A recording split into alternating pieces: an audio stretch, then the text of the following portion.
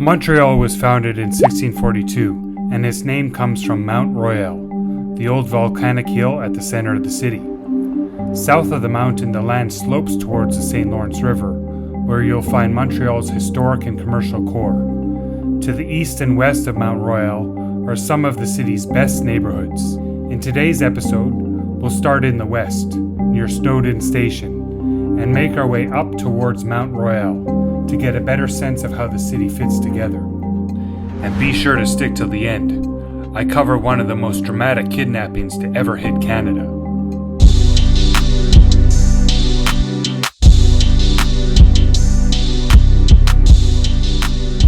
Alright, so the weather is not really cooperating with me today. So instead, I'm going to have to change plans a bit. We're going to take the metro. Excuse me. My first time taking the metro in Montreal. And we'll take the metro here and head off to a Jewish deli because I could use some lunch. And I got to get a ticket.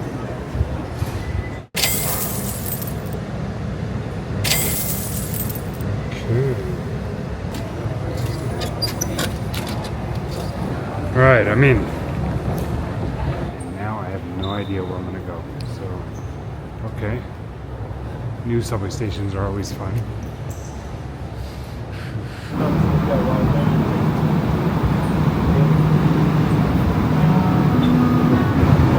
Prochaine station, Beaver.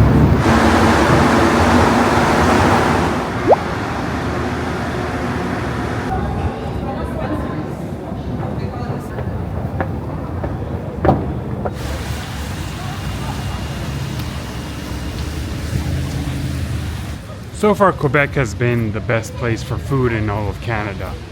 I've enjoyed every single meal here.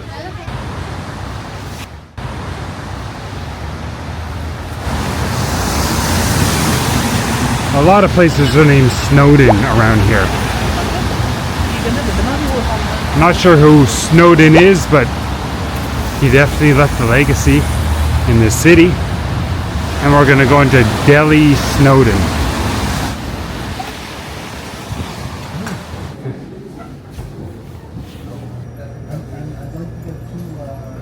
So here's what the menu looks like. They got breakfasts, like omelets, eggs Benedict, and crepes.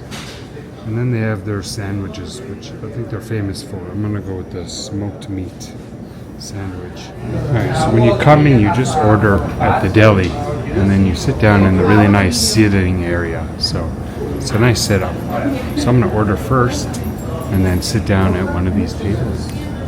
So I ordered here a matzo ball soup. So this is a soup with a matzo ball. I have no idea what a matzo ball is, but I know it's something you'd find in Jewish food. So doesn't look too good, but we'll give it a try. And matzo ball soup is very good. Alright, so this deli sandwich is top notch. Those are some of the others. This is the place. Alright. I'm gonna give that place a 9 out of 10 score. It was awesome. Yeah, the destination getting here was interesting. So it's a very different vibe of a neighborhood. Not the nicest neighborhood, but the walk here was interesting, and going into the restaurant was like a time warp because of the colors, the setup, and the food was good, very good. And we're gonna walk through the city towards Mount Royal. It became rainy once again, but I found shelter here. I'm gonna have a cigarette and just wait out the rain.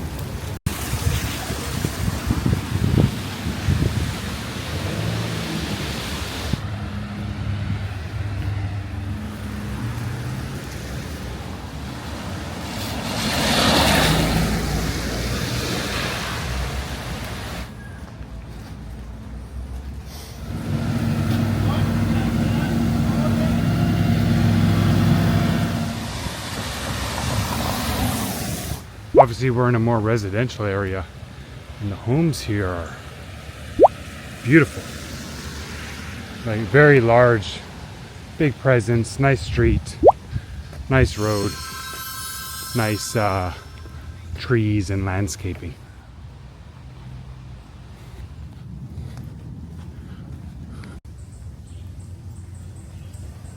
All right, let's get up there.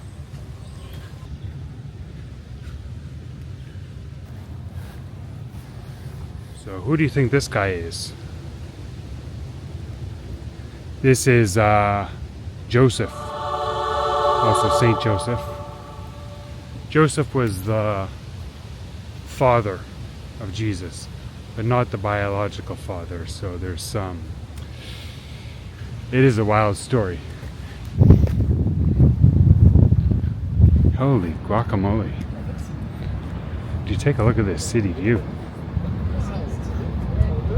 This is incredible.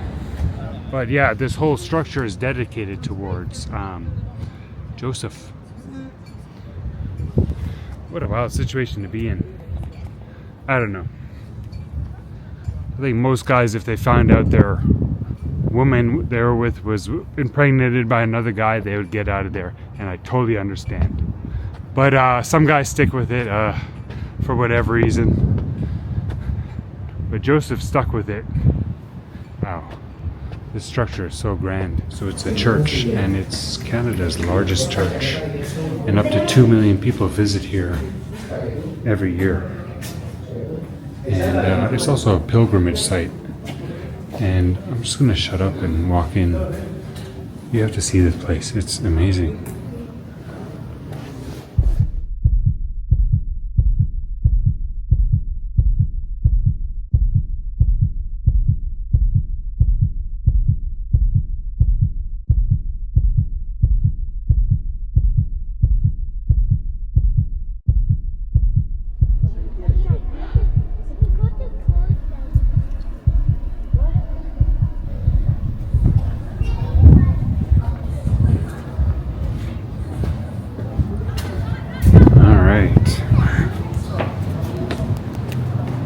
I've been to some pretty incredible churches around the world in my life, particularly the one in the Vatican, in St. Paul's Basilica. But this one is the most impressive one I've ever been to in my life. A big part of it was like just getting up here, the lead up and the view, wow. But also the inside of it was just astounding.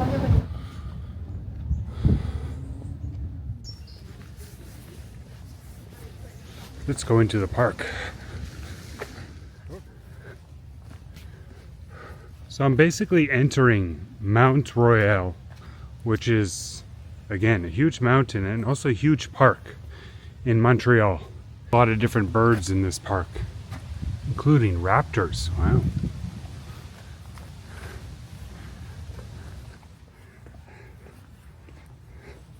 So this is Beaver Lake. It's a long walk to get here, but absolutely worth it. Oh, how beautiful is this place?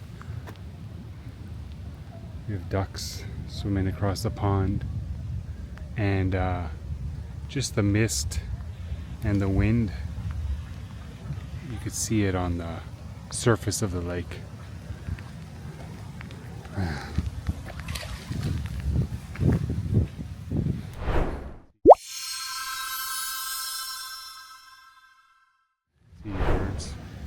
So we continue up the mountain, but today I did not see the sun at all. It's just been misty and cloudy the entire day, but it's been a really good day. But hopefully we get some sunshine tomorrow. Yikes, look her, wow. Montreal has some beautiful women. So far I would say the best looking woman in Canada, but I got to see a couple of the cities first. And yeah, ahead of me is the Mount Royal Chalet. It serves both, I believe, like different functions. Like you could have huge banquets and weddings, and you could kind of see Montreal.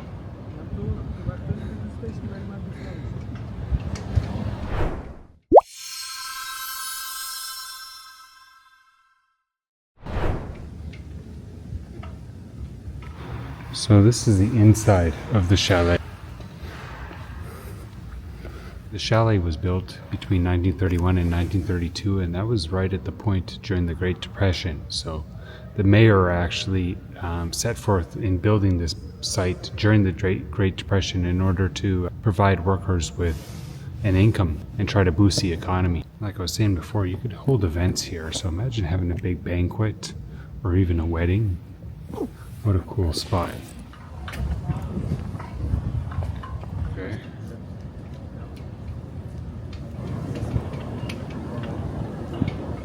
So this is the part of the city where I'm staying at.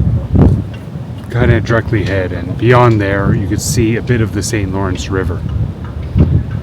And this is the main commercial district of the city. And we'll explore more of that tomorrow. But first I'm going to make my way down the mountain, and we're going to visit one more special little site. And this is known as the Grand Staircase of Mount Royal. So I took the more adventurous way up this mountain, but this is one of the more easily accessible ways for people coming, especially from the downtown area. We got a lot of people jogging. Some more very grand homes here. And I came down this way for a specific reason. So this is 1297 Redpath Crescent. And we're just on the eastern base of Mount Royal. And this house is famous because it was the home of James Cross. James Cross was a British diplomat who served in postings around the world, including Montreal. James Cross was kidnapped from that home on October 5th in 1970, and he was kidnapped by members of a political and terrorist organization known as the FLQ, the Front de Libération de Quebec. And he was being held for a ransom. The FLQ's demands were to have some of their own political prisoners be released. They also wanted the publishing of their manifesto in the public press. And in addition to that, they wanted free ride out of here to either Cuba or Algeria, along with some cash. So James Cross's home is in a very nice area here. So there must be a lot of maybe diplomatic homes, or just a very nice area. So 5 days after James Cross was kidnapped, another man was kidnapped. His name was Pierre Laporte. Pierre Laporte was Quebec's Minister of Labor and a prominent public figure in the provincial government at the time. 9 days later, on October 19th, Pierre Laporte's body was found dead. So the stakes got high. Not only did it start with the kidnapping of some pretty prominent people, but it ended up resulting in the death of one of the kidnappees, Pierre Laporte. Now James Cross, who was still being held ransom. And eventually the FLQ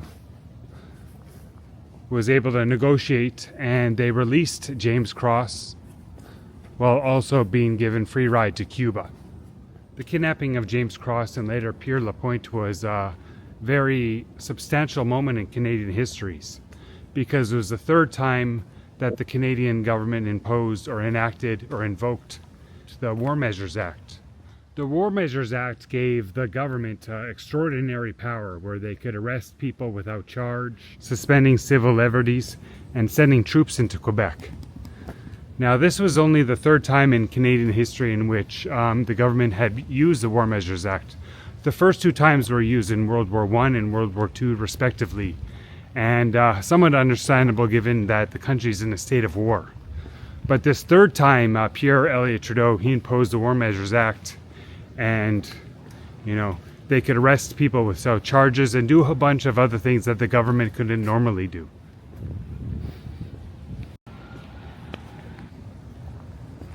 After the Constitution of Canada was made into effect in 1982, the War Measures Act was done with. So no longer could the government unilaterally take on this kind of power. It was transferred to a new act called the Emergencies Act, and that Emergency Act was used later on during the COVID crisis. And we'll talk about that when we get to Ottawa. But it's good to have an understanding about how the government at times can overreach. How far is government allowed to go into our personal lives? I made it down back into the city.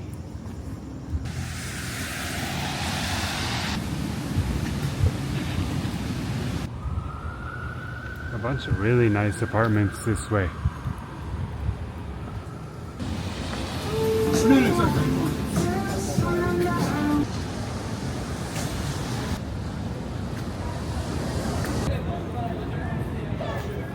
Maybe I'll go to Hooters for dinner tomorrow, not tonight. I've been to a Hooters restaurant twice in my life, in my younger days. Once in Mexico, I believe, somewhere, and another time in Korea. Pretty interesting.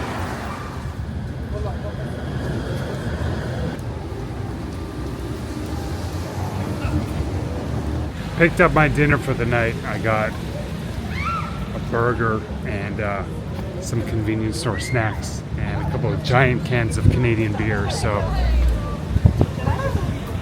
not the healthiest option, but I've walked so much. I just need nights to just smoke a joint, go on my laptop and just chill. So nice little first taste of Montreal. We're gonna wake up tomorrow in the morning, later in the morning, and go see another part of the city. So let's get home, rest, eat, and take on the day tomorrow. I'll see you then.